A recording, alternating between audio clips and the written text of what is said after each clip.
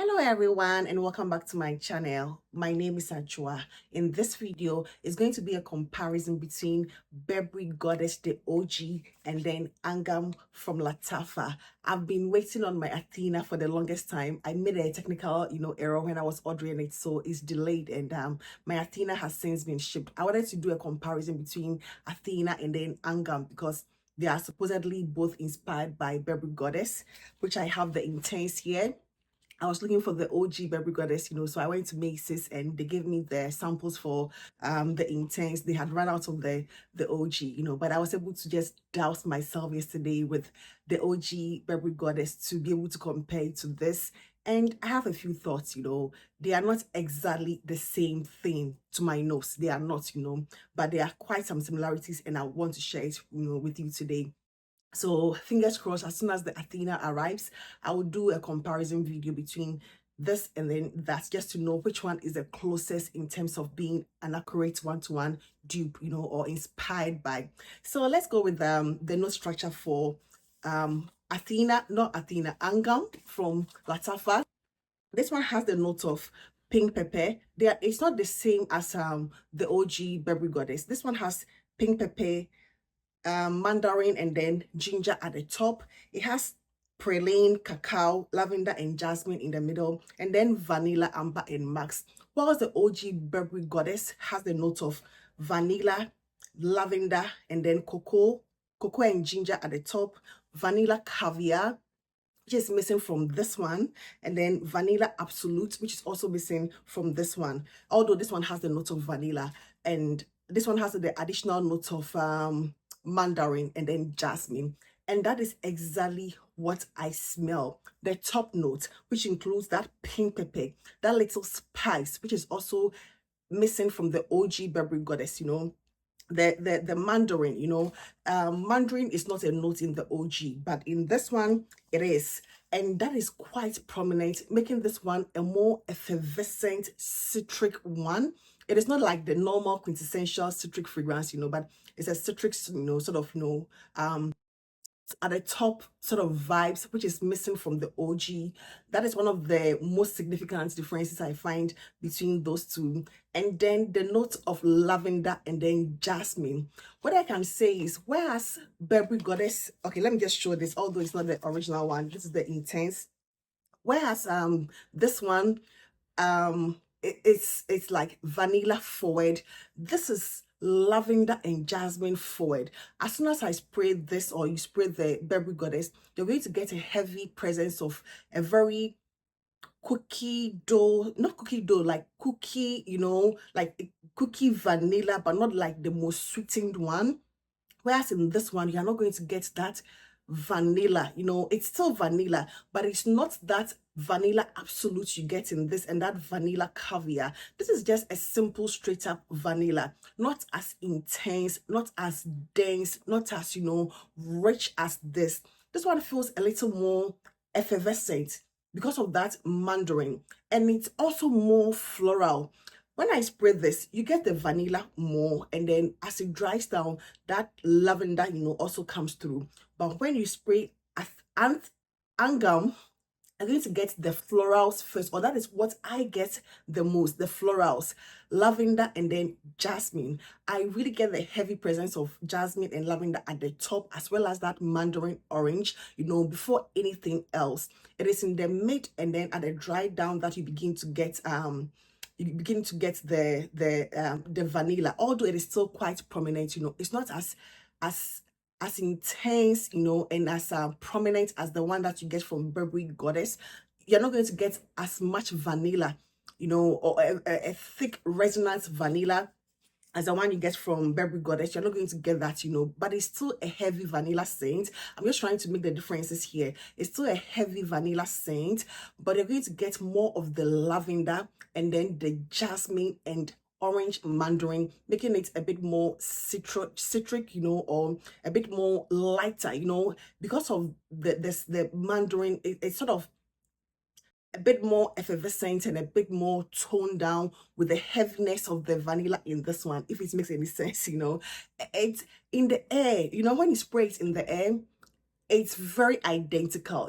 If you have not, let's say you have smelled Burberry Goddess, in the past, or you are quite acquainted with the scent profile of Burberry Goddess in the past, and then you spray this one separately on a different day, you go like, oh, it is entirely Burberry Goddess, but as soon as you bring them together and you spray them together, you would definitely notice the difference, being that Burberry Goddess is going to give you a very heavy vanilla absolute, like very intense, not too sweet. It's not like the sweetest vanilla, or the most it's not the sweetest vanilla, but it's a more thick, nutty. It's a very nutty vanilla scent. It is more of a nutty vanilla scent, whereas this one doesn't have anything nutty about it at all. This one is more of a lighter take, more effervescent, with the mandarin orange watering the vanilla a bit down, and the jasmine and lavender also watering the vanilla down. So if you are conversant with Burberry Goddess, but you spray these on 2 separate days, you would definitely go like, oh, they're 100% accurate. But as soon as you spray them together, yesterday when I went to Macy's, to and they were kind enough to give me these samples of Burberry Goddess, but this is the intense, because they had run out of the OG Burberry Goddess, and then I doused myself in the OG Burberry Goddess, and it was my scent of the day. I sprayed this one to compare it. I could get a resemblance here and there, but on skin, comparing them side by side, they really give me at most about 90%. And this is not a new bottle.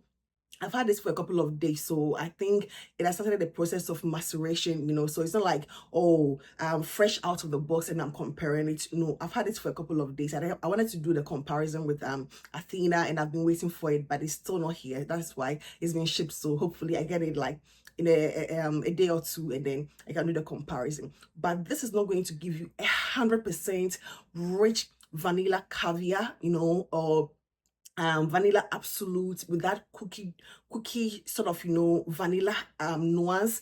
This is going to be a much more diluted, a much more effervescent. It's like this one is a bit more effervescent, while this one is more dense and intense.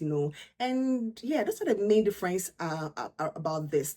But the funny thing about these two fragrances, or the OG and this one, is that this one feels this Angham feels a lot more sweeter than Burberry the OG, than Burberry the OG. It doesn't also smell like the Goddess Intense. The Goddess Intense is like completely different scent profile to me. The Burberry Goddess Intense and the OG Goddess, to my nose, are not like exactly the same. They don't even smell like flankers, to me they don't, but this is a more sweeter version, a more sweeter version of the OG Goddess that is also sweet, but there is something about it which feels much more nutty. There's a nuttiness about the vanilla in Burberry Goddess that is missing from this. This is like a straight up vanilla, watered down box, with a heavy presence of that vanilla, no, jasmine, and then lavender.